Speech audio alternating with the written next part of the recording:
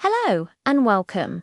Settle in, get comfortable, and let's journey back in time to a London lit only by the soft, flickering glow of gaslight. Tonight, we join young Pip from Charles Dickens's Great Expectations on a solitary midnight walk. Allow the rhythm of my voice and the gentle unfolding of this classic tale to guide you toward a peaceful, deep sleep.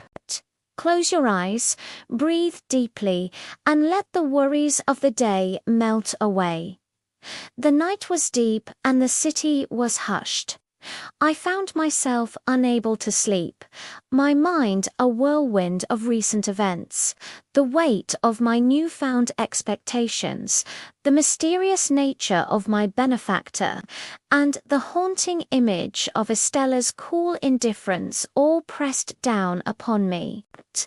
A feeling of restlessness took hold, a need to move, to walk, to lose myself in the labyrinthine streets of London.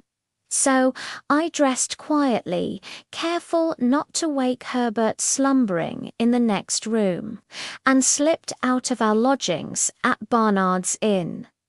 The air that met me was cool and damp, carrying the faint, ever-present scent of the river and coal smoke.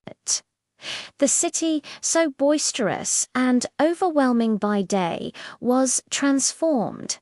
It was a place of shadows and secrets. The usual cacophony of carriage wheels, street cries, and hurried footsteps was replaced by a profound, almost sacred silence punctuated only by the distant chime of a church bell or the lonely echo of my own boots on the cobblestones. Gas lamps stood like sentinels along the empty thoroughfares, casting long, dancing shadows that seemed to have a life of their own. Each pool of golden light was an island of safety in an ocean of darkness. As I walked, I let my feet carry me without a specific destination in mind. I passed darkened storefronts, their signs barely legible in the gloom. Theatres that had been ablaze with light and life just hours before were now dark and silent tombs. I wandered through narrow alleys and winding lanes I had never dared to explore in the daylight. Here, the darkness was even more profound, the gaslight struggling to penetrate the tight spaces between towering, soot-stained buildings.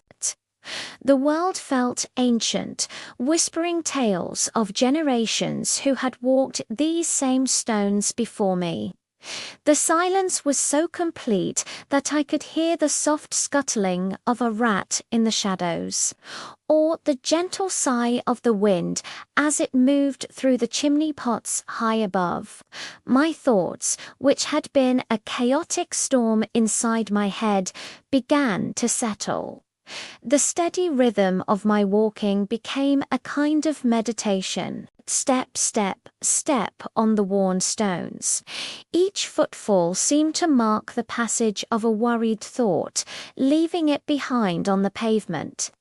I thought of Joe and Biddy back at the forge, and a pang of homesickness, sharp and sweet, pierced through my anxieties.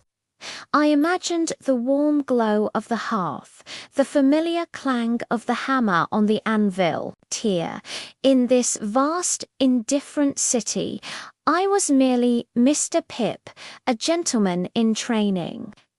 There, I was just Pip, and I was loved. I found myself near Smithfield, the great meat market. Even at this late hour, a faint, phantom scent of livestock and sawdust hung in the air. The place was deserted, a ghostly expanse of empty pens and silent stalls. It was here, in this very place, that I had once met Mr. Jaggers, the architect of my new life.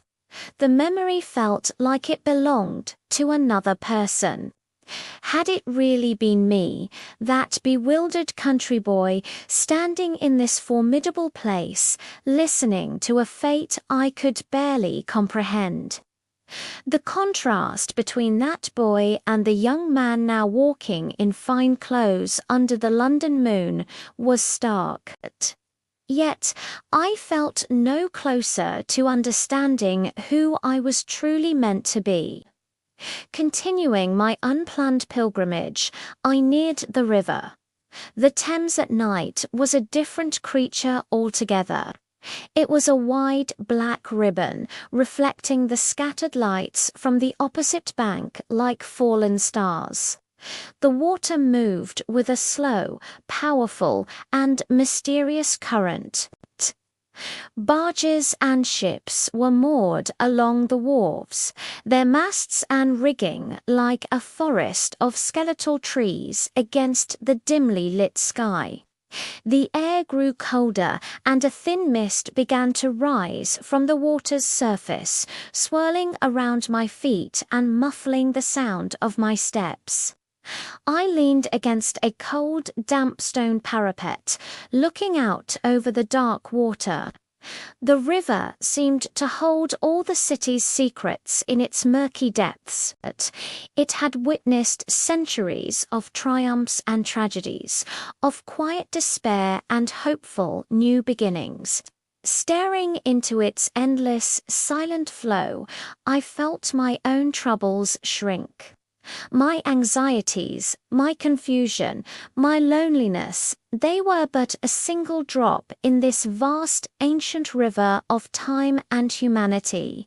The sheer scale of the city and its history was both humbling and strangely comforting.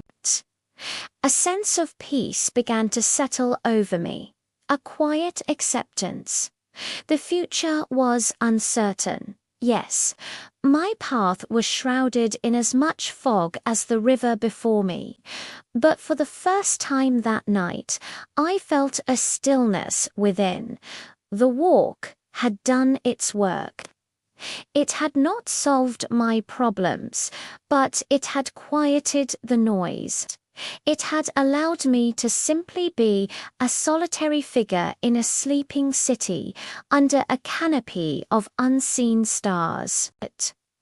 Turning away from the river, I began the long walk back to Barnard's Inn. My steps were slower now, more measured. The sense of frantic restlessness had been replaced by a weary calm. The gaslights seemed to burn a little brighter, their glow warmer and more welcoming. The shadows no longer felt menacing, but protective, wrapping the sleeping city in a gentle embrace. As I neared my lodgings, the first hint of dawn was beginning to touch the eastern sky, a faint pearly grey that promised a new day. The night was ending. I slipped back inside as quietly as I had left. Herbert was still fast asleep. The room was still and peaceful. As I climbed into my own bed, the chill of the night air still clinging to my clothes, my mind was finally clear. The worries were still there, waiting for me in the morning, but they had lost their power.